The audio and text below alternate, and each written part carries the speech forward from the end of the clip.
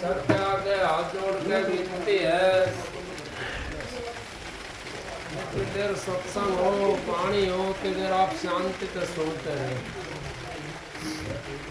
इस भाई का कोई पर्सन है तो बीच में नहीं बोल रहा है, बाद में मैं बैठूंगा अपना कोई भी पर्सन का उत्तर मेरे को आता होगा तो आपको दे दूंगा, ना आता होगा तो आपसे हाथ जोड़ दूंगा। परम संत हजूर तारा सिंह जी महाराज, उन्होंने तो कितनी वाणी आपके सामने रची हैं और कितने सत्संग आप लोगों को मिले हैं। पुराने सत्संगी बैठे हुए हैं यहाँ पे सारे। परम संत हजूर तारा सिंह जी महाराज ने जो वाणी रच दी, जो उन्होंने सत्संग दे दिए, आज पृथ्वी के ऊपर वो सत्संग नहीं है। क्यों नहीं है? करनी तो हम करते नहीं, और हम तो दूसरी चीजों में लगे हुए हैं, इस करके वो सत्संग नहीं है।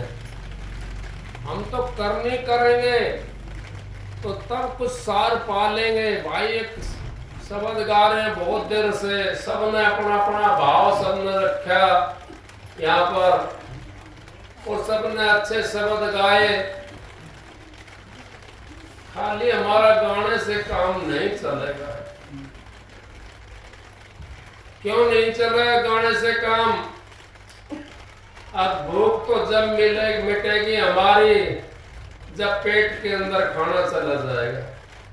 अगर पेट के आगे हमने रोटी बांध ली तो यूं कहें भाई भूख हमारी मिट जाए, तो नहीं मिट सकती। भूख तो तभी मिटेगी तब हम उस रोटी को ग्रहण करेंगे। शब्द तो हम बहुत गाते हैं, एक से ऊपर एक गाने वाला है। भाई ने शब्द गाया, भाई डॉक्टर साहब उन्होंने शब्द गाए। शब्द तो गाना एक अलग चीज है। गाना तो हम ऐसे है जैसे अपना एक गहना पहन लिया। गहना पहन लिया, गहना को जानते हो ना, श्रृंगार। अब श्रृंगार कर लिया। शब्द हमने श्रृंगार के लिए करते हैं, हम उसका सहारा लेते हैं शब्द का, लेकिन उसको गाएंगे तब हमारा काम चलेगा। थोड़ा सा इसको पीछे हटाओ। जब हम उस शब्द को गाना शुरू करेंगे तो हमारा काम चल जाएगा। इस तरीके से सबने अपना अपना भाव दिया यहाँ पर। अब जैसे नटनी चढ़े बांस पर और इधर उधर से निगाह बचा करके वो कौन जगह सुर को लगाती है। हम तो शब्द के अंदर लीन हो जाते हैं, शब्द के अंदर नाड़ हलाने शुरू करते हैं, आनंद लेते हैं हम। वो आनंद नहीं चाहिए हमने तो वो आनंद चाहिए जो इस काया के अंदर में बसा हुआ है। जैसे दूध के अंदर घी है, तिलों के अंदर तेल है, इस शरीर के अंदर वो राम बसा हुआ है। उसको हमने टोना है। जब उसको हम टोना शुरू कर देंगे तो हमारे को वो मंजिल हमारी आसान हो जाएगी। कैसे होगी?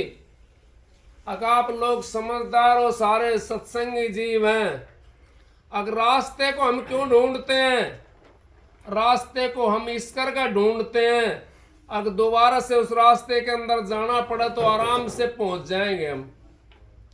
इस करके वो मंजिल हमने आसान करनी है।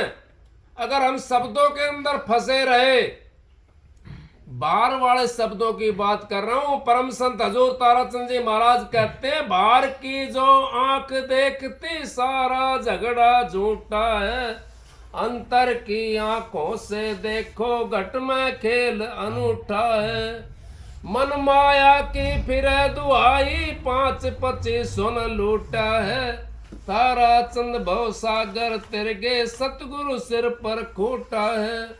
ताराचंद भवसागर तिर गए, सतगुरु सिर पर खूटा। जो बाहर की आंखों से हम देखते हैं, बाहर के कानों से सुनते हैं, सुने बिना भी हमारा गुजारा नहीं होगा। लेकिन हम सुन करके जब तक उसका आनंद अंदर में नहीं लेंगे, 10 इंद्रियां बताई हैं, 5 ज्ञान इंद्रिय और 5 कर्म इंद्रिय। 10 इंद्रिय हमारे पास में, उनका 5 बताने वाली होती हैं और 5 बताने वाली होती है हमारे को, कहने वाली। कौन सी होती है कहने वाली? अगर जो मान ले हमने कोई खाना खाया और खाना खा करके कौन बताएगा? मुंह से खाया खाना तो उसका स्वाद कौन बताएगा? उसका स्वाद अंदर की जो इंद्रिय है वो बताएगी हमारे को, वो स्वाद बताती है। वही चीज हमने अंतर वाली इंद्री से देखनी है। AUX mode। बाहर की जो सारी चीज छोड़नी पड़ेगी हमने, और अंतर के अंदर हम नहीं घुसेंगे तो परमात्मा से नहीं मिल सकते, और अंत समय के अंदर हम खाली चले जाएंगे। अगर हम ताल मंजीरों के अंदर लगे रहे और नाचने गाने में लगे रहे तो क्या करोगे? नाचने वाले तो आपने पता है क्लब पूरे भरे पड़े हैं, नाचने वाले डांसरों को क्या कमी है? सांग कितने होते थे? कौन सा सतलोक में पहुंच गया? कोई नहीं पहुंचा, क्योंकि संत महात्मा तो आंखों देखी बात करते हैं, और सांगी जो होता है वो कल्पना की बात करता है, और शब्द भी कल्पना ही होता है। ये शब्द जो हम कर रहे हैं कल्पना कर रहे हैं। हम तो कल्पना के पीछे भी नहीं बढ़े, हम तो खाली किस चीज में रह गए? इसने बहुत बढ़िया गाया है, उस गाने के अंदर रह गए हम तो। इसने बड़ी बढ़िया बात कही है, लेकिन कही तो उसने ग्रहण किसने करी है? वो बात ग्रहण कर ले वो है मालिक। तो जो ग्रहण नहीं करता वो क्या है? वो तो कुछ नहीं है। इस कान से सुनी और इस कान से काट दी। एक बाजार के अंदर भाई मूर्ति बेच रहा था, और राजा का वहां पर दौरा होगा। उस मेले के अंदर दौरा होगा, राजा ने देखी इसके पास तो 3 मूर्ति रखी हैं। भाई इनकी कीमत क्या है? मूर्ति की सुतरी बना रखी थी उसने, बहुत सुंदर मूर्ति थी। नो बोला जी इस मूर्ति कीमत 50 रुपया है, इस मूर्ति कीमत 100 रुपया है, इसकी 200 रुपया है। नो बोला भाई सबकी शिकल एक सी, और भाई मटेरियल भी सारा एक सा, पर इसकी कीमत ऐसे कैसे कमती फालतू होगी? मैं आपकी कीमत को जगाने के लिए आया हूँ। परम संत हजूर ताराचंद जी का शिष्य हूँ। मैं आपसे ठग नहीं करने आया, ना ठगी करने आया, ना पैसे के लिए आया। मैं तो उस गुरु का शिष्य हूँ जो दहाड़ के बोलता था शेर की तरह। मैंने कभी किसी से आज तक 5 पैसे नहीं मांगे, और मालिक ने सबके आए की मौज कर दी। क्यों कर दी? अगर हम ऐसे हाथ फैलाते हैं तो क्या देगा फैलाने वाला? 1000 दे देगा, 2000 दे देगा, 10,000 दे देगा, 50 लाख दे देगा, लेकिन उस धन की जरूरत नहीं है हमें। धन तो वो है मीरा ने जो ढूंढा था, जो ताराचंद जी महाराज ने ढूंढा था, उस धन की जरूरत है हमें। अगर उस धन की ताना है आपने तो आप ढूंढ सकते हो उसको, और आप उसको प्राप्त कर सकते हो। क्यों? मनुष्य चोला सबसे उत्तम बताया महाराज जी ने, इससे उत्तम कोई भी चोला नहीं है। अगर हम चूक गए तो फिर 84 के अंदर हमें जाना पड़ेगा, उस 84 को काटना पड़ेगा। आपने देखा है कितने कोडी कंगले, कितने पशु और पक्षी, कितनी वनस्पति जिनके ऊपर अभी भाई ने तिरपाल गिर दिया हमारा ऊपर, ना कह रहे बारिश आनी शुरू हुई तो तिरपाल घेर दिया। अब विनाशपतिया के ऊपर कौन तिरपाल घेर का हो जो जंगल में खड़ी है? वो दुख का कारण है, वो भोग रहे हैं अपना भोग को। उन योनि के अंदर से हमने निकलना पड़ेगा उस वक्त में, अगर ये मनुष्य 16 चूक गए तो हम, ये रास्ता है हमारा उस मालिक से मिलने के लिए। इसके जरिए से हम मिल सकते हैं, राधा सुन, इसके जरिए से हम मिल सकते हैं, लेकिन हम हमारा दूसरा कोई रास्ता नहीं है मिलने वाला। ना किसी योनि में मिला कोई और ना मिल सकता, क्योंकि हमने पहचान नहीं है। कैसे पहचान करेंगे? कैसे हम समझेंगे? कैसे हम गुरु के पास में जाएंगे? गुरु की वाणी को कैसे समझेंगे हम? गुरु का रास्ता कैसे समझेंगे हम? ये मनुष्य 16 गुरु के पास में जाता है और गुरु के पास में बैठ करके भाई शब्द गा रहा था। ये तो बड़ा सुंदर चोला है, इसकी कदर कोई करता है बिरला, और नहीं तो खाया पिया और अपने सो गया, और सो करके सुबह उठा फिर धंधे पे चले गए। क्या यही काम था मनुष्य चोले के लिए? इससे बढ़िया तो अपना और कोई चोला ले लेते, पर वो भी हमारे हाथ में नहीं था। तो राजा कहने लगा भाई कीमत तो सबकी अलग अलग है, ये बात क्या है? उसने एक झाड़ू की सीख उठाई और एक मूर्ति के कान के अंदर से दी, वो मुंह के अंदर से निकल आई। दूसरी मूर्ति के कान के अंदर से दी उसने और वो अंदर चली गई। तीसरी मूर्ति के कान के अंदर से दी, वो इस कान में दी, इस कान में निकल गई। तो कीमत उसकी कौन सी की ज्यादा हुई? कीमत तो उसकी ज्यादा हुई जो कान में से दी और अपने अंदर में जो समा की, जो अंदर का पर्दा जिसने खोल लिया, वो बड़ा भाग्य जीव है। नहीं तो माया खोलने नहीं देती। काल महाराज का इतना बड़ा पहरा है और सत्संग के ऊपर पर्दा डाल देता है। मैं काल की बुराई नहीं कर रहा, उस देश में बैठा हूँ, काल महाराज का देश है, उस देश के अंदर मैं बैठा हूँ, उसकी बुराई कैसे कर सकता हूं मैं? महाराज जी परम संत हजूर ताराचंद जी कहते थे काल की बुराई नहीं करनी है। क्यों नहीं करनी?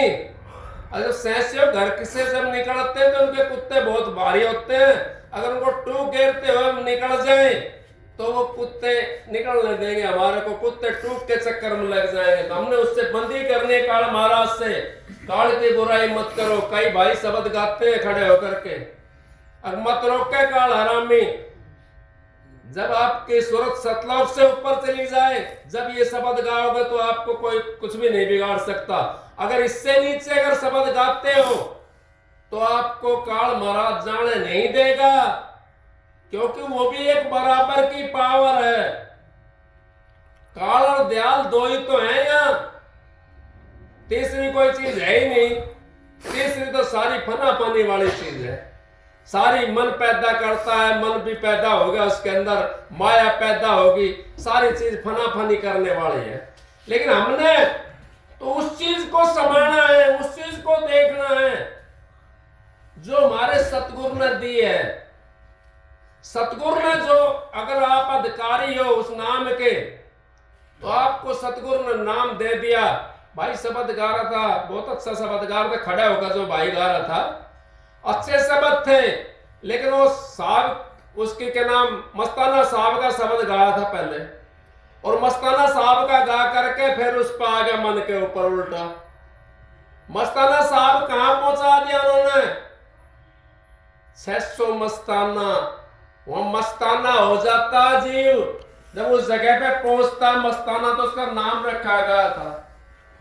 अब वो मस्त था, वो मालिक था, उस मालिक को उसने टो लिया था, और इसी प्रणाली से था राधा स्वामी प्रणाली से मस्ताना साहब भी। राधा स्वामी मत से ही सारे मत निकले, तकरीबन जितने मत हुए हैं। कबीर का मत भी वहीं से निकला है, तुलसी साहब का मत भी वहीं से निकला है। जितने भी संत महात्मा इसमें आए हैं, सबने राधा स्वामी नाम का रुक्का दिया, लेकिन किसी ने उजागर कर दिया, किसी ने पर्दा डाल दिया। कबीर साहब ने उजागर करा, फिर पर्दा डाल दिया। धर्मदास को लाख दुआई, सार भेद बार न जाई। नहीं डाल दिया, उससे आगे मत को बंद कर दिया। फिर कोई भागी था, उसने जा करके अपना खोल लिया। तो भाग्य जीव जो होता है वो तिर जाता है। हमने तो एक ही काम करना है, दूसरा काम नहीं। हमने अपने विचारों को पवित्र करना है। अगर हमने विचार पवित्र कर लिए अपने, जब तक मन साफ नहीं तब तक लगती देर। अब मन जब तक अपना सच्चाई नहीं धरोगे इस मन के ऊपर, जब तक ये भाई शब्द गा रहा था ना वो मन के बारे में। अब मन तो भाई ये तो भागा भागा डोलता है, वो मन के बारे में गा रहा था, खड़े होकर भाई शब्द गा रहा था। वो तो मन तो भागा भागा डोलता है, इसको रोक नहीं सकते आप। जब इसके ऊपर सच्चाई को धर दोगे, आग जल रही है उसके ऊपर पानी डाल दो आप तो आग बुझ जाएगी। अगर उसके ऊपर घी डाल दिया तो वो तो और तेज हो जाएगी। इसी तरीके से मन के ऊपर सच्चाई डालो। ये मन उस मालिक का जीव है और आप भी उस मालिक का जीव हो। मन तो बाद में पैदा हुआ, नहीं कि कबीर साहब ने तेरी नगरी में 5 नहीं थे, नगरी थी गुलजार। जब इन 5 ने खबर पड़ा तेरा दिन है सहरजार। मन भाई तू किसका सरदार, तेरी तो रैयत खोटी रे। अब तू किसका सरदार है, तेरी तो रैयत खोटी। फिर क्या कहिए, जो तू नगर बसाना चाहे कर 5 से राड़। 5 कौन सी, हम तो किधर भी नहीं है, हम तो किसी साइड में नहीं है, ना तो गृहस्थी रहे। कहा भाई पांडे महाराज जी क्या करते, और पांडे कोई हलवा मिला ला कोई मांडे, ना घर का रहा ना गृहस्थ का रहा। हमने तो नाम तो ले लिया, सबने सारे ले रखे, मन ले रखा नाम, आप लोगों ने नाम ले रखा, लेकिन नाम के ऊपर चलेगा जीव, वो अलग बात है। जो इन 500 के ऊपर काबू करेगा, काबू होता नहीं है, अंकुश लगाना पड़ता है। जब तक हम अंकुश नहीं लगाएंगे, मेरा तो है नहीं भाई, मैं आपके सामने सच्चाई बोल रहा हूं। क्योंकि मन बड़ा पापी है, 1 मिनट के अंदर निकलता है। जैसे कोई बदमाश लड़का हो घर के अंदर, बदमाश पोता हो घर के अंदर, सबकी आंखें में धूल झोंक कर जब निकल जाएगा, ना निकल जाएगा। इसी तरीके से मन भी हमारी आंखों के अंदर धूल झोंक करके और 1 सेकंड में चला जाता है निकल करके। लेकिन हमने अपना अंकुश लगाते रहे उसके ऊपर।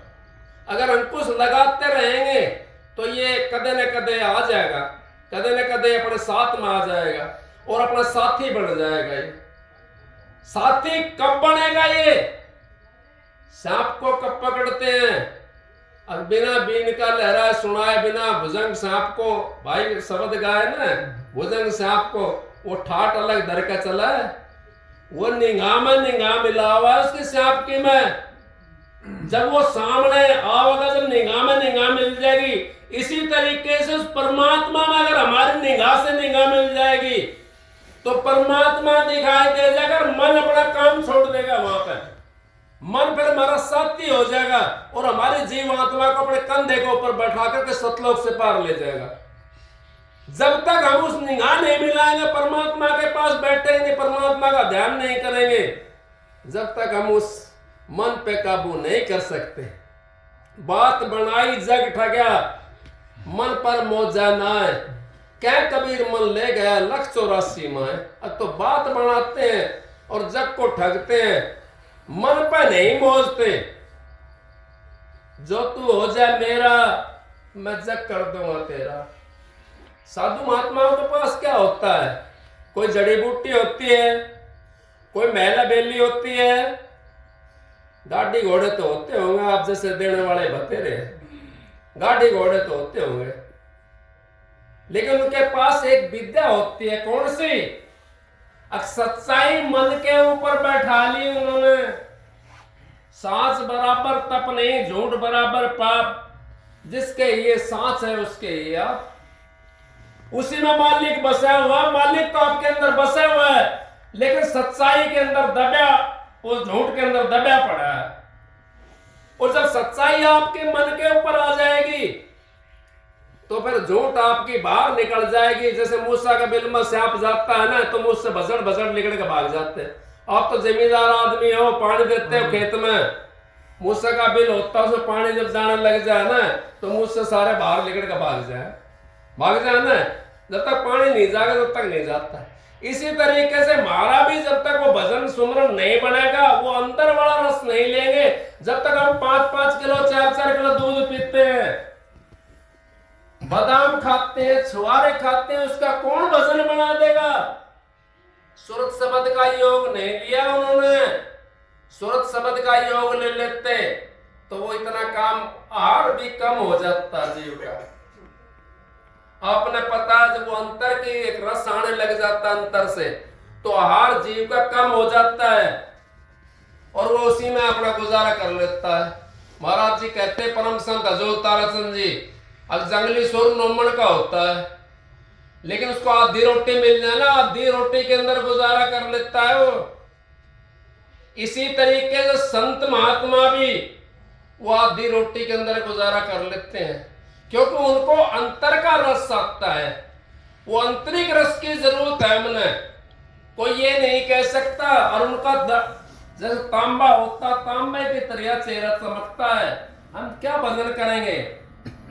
हमारे चेहरे के ऊपर मुस्कान नहीं, चेहरे के ऊपर तांबा नहीं, हम तो पीतल जैसे भी नहीं है, हम तो उसका काला सिल्वर की तरह है।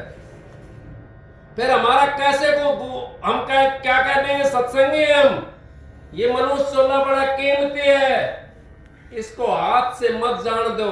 मैं माता बहन सबके लिए कह रहा हूं ये बात, आप पे लागू नहीं, सब पे लागू है ये मनुष्य चोला है, इसको कीमती, बड़ा कीमती चोला है ये आत्मा आ रहा है आपका मैंने से परमात्मा से मिलाना है। और परमात्मा से मिलाने, एक बात और बताऊंगा आपको, मेरे ऊपर बंद तो लगा दिया था, लेकिन मैं मालिक से डर करके एक बात बताता हूं, क्योंकि सच्चाई का वर्णन करने के लिए मालिक ने मेरी ड्यूटी लगाई है। जब हमारा प्राण निकलता अंत समय के अंदर, तो जीवात्मा कहां जाती है? कहां, कौन से जगह प्राण निकलता है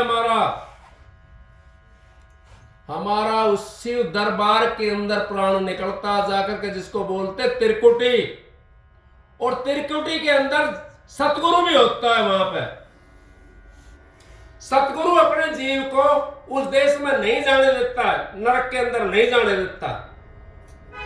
सतगुरु का जो जीव होता अपना आया हुआ, वो सतगुरु अपने जीव को अपने धाम में ले जाता है। क्योंकि अब आप कहोगे यहाँ की कानून विदेश में नहीं चल सकती और विदेशी कानून यहाँ नहीं चलेगी। संत सतगुरु होते हैं जो, वो काल महाराज से पर्चा ले लेते हैं जीव का, जिस टाइम नाम देते हैं। जैसे फोटो तारने वाला, फोटो खिंचवाया होगा तो आपने कोई चश्मा लगा रखा हो, चश्मा भी आ जाएगा, टोपा पहन रखा, टोपा भी आ जाएगा, सारा चिन्ह ले लेगा उसका और फोटो तार का अपने हाथ में पकड़ा देगा। इसी तरीके से संत सतगुरु भी आपके ऐपों को सारे चिन्ह ले लेगा, जिस टाइम नाम देता है उस टाइम सारे चिन्ह को ले लेता है, अपने अंदर समा लेता है और आपको पता भी नहीं पड़ता और आपसे भुगतवा देता है उसको। आप एक कर्म को आपसे भुगतवा भी देता है। कैसे भुगतवाता है? आप जब ध्यान भजन पर बैठते हो, 10 मिनट के बाद में हाथ और पैर दुखने लग जाते हैं, दुखने लग जाते हैं हाथ पैर। वो क्यों, कहां से आया दुख? अगर ध्यान पर नहीं बैठते तो कैसे दुखते वो हाथ पैर? वो फिर हमारे बुढ़ापे में दुखते और वो दुख हमने भोगना पड़ता।